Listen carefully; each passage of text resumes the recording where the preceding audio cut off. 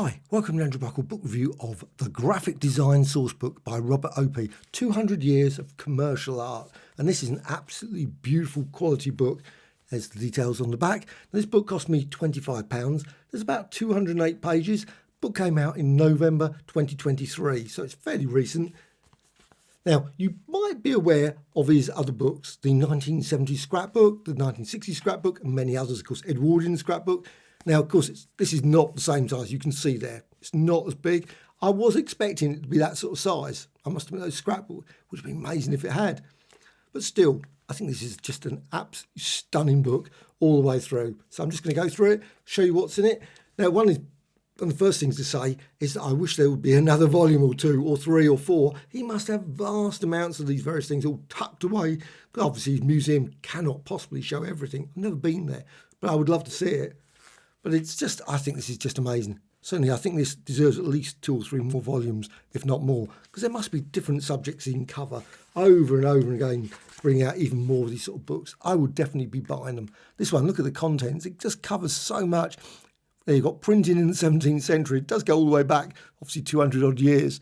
And you've got there Japanese matchboxes, post office brochures, chocolate labels. You've got Fortnum Masons. You've got European tourist.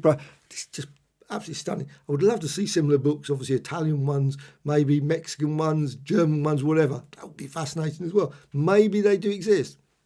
Well, still, I'm really glad that he's brought this book out. This is just a joy from start to finish. It's one of the books you can dip into, look at over and over. And it's just crammed with pictures. Just beautiful. Now, the things that I like about this is that he hasn't done it with any great style. It's just literally thrown in. I mean, it's not really nice. You know, you get books where it's all carefully done, lots of spacing, lots of gaps. And you think, well, okay, you show about 3 items. No, we're going to show a lot. We're going to show loads and loads of examples.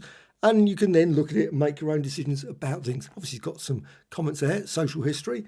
But of course, I'm certainly got vast amounts more than that to show. Art of the book cover. I mean, just those book covers are just great. Again, thrown in. Not actually, that's actually laid out slightly better than the previous page, but I don't care. I love just seeing vast numbers of these sort of things, and they're just brilliant. When it's all sort of higgly-piggly, brilliant as well. And I think this is just like, look at that. The programmes, London Palladium programmes. I have seen some before. I think there's one up in Cecil Court. You can see all the programmes in the window. And I just love looking at all those sort of ones. And also my mum went to lots of those sort of things and had programmes. I think I got rid of all of them, unfortunately. Wish I kept them. But still, that's life. But look at these. I just love these books. I mean, just the design of those were really amazing. What's that one? A Bargain of Salt. Just, I mean, I'm not even certain what that's about. But still, just looking at that cover, I mean, that is just amazing. And then you've got this. I mean, the detail. The very last lottery. I don't think it is the very last lottery, but anyway, I mean, look at the detail that must have gone into creating that. That is really an amazing work. Just stunning. You've got medicine and toiletry labels. Let's go flick through. Obviously, I don't want to show everything, but these sort of things, I love this one. A book of, actually, that would be brilliant. Another book just on Penny Dreadful covers would be amazing, done in this way.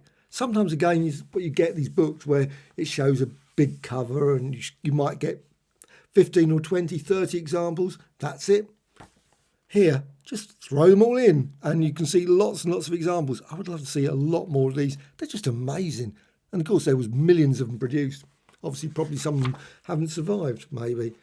Can labels, you've got here greeting cards, theatre programmes, again, obviously a popular thing, but the theatre programmes are quite amazing. They are really, I mean, look at just their theatre, well, they really made impressive. And these sort of things, biscuit labels. Of course, quite a lot probably on like tins and things. I mean, they're just Crawford's Puff Cream. Remember Puff Creams? I don't know if I think they must have been Crawford's as well.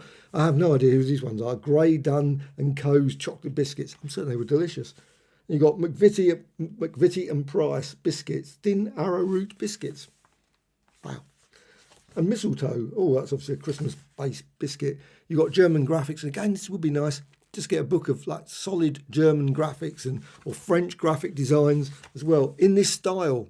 I would love it because sometimes you get too much. Sometimes you've got tons and tons of words, which is great.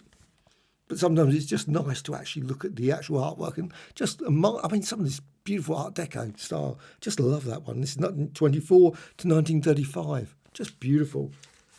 And then you've got here, you've got chocolate labels. Hard to imagine that, chocolate labels. Oh. And also these ones, I remember lots of these ones. Belgian chocolate bars, 1930s. Don't know where I've seen them. Must have seen them probably in museums over in Belgium. But I remember seeing, like, maybe actually probably in the 60s, you could still see these sort of things around, this sort of style. It's very familiar, this sort of style. And I love the things as well. You've got the straw, obviously raspberry, vanilla, orange, mocha, which I assume is obviously coffee, isn't it? So you got there, and another one, obviously, almonds one there. Again, maybe, I don't know, L'Adore. I remember there's loads of names that are sort of vaguely familiar. You've got here, chocolate varieties. Chocolate tulip, chocolate daffodil. I don't think they were that. Chocolate daffodil. Would you buy biscuits at daffodils? Chocolate golf. Made of golf balls, maybe. Maybe not. You got here, European tourist. I mean, so this book is just a must buy. Anyone that loves graphic design, you just can't pass this by. I think, as far as I'm concerned, this is just an absolute joy to go through from start to finish. Just brilliant. Now, obviously, people could say there needs to be more information. It's always good to have more information about things, but still, I think it's just great to see. Now, there's not much of the later sort of, obviously more now, but you've got a bit like Russian drink labels of the 1990s. Those sort of things. It's probably getting more. And this one, some weird choices, very odd choices. On-the-go drinks, 2023. I mean, that's it. But I guess it's sort of... and that's the thing. Many ways it's good that people capture it now because, of course, all these things in the shops, there's loads of different things. You think, oh, I might imagine that someone will be bringing ones out of vapes.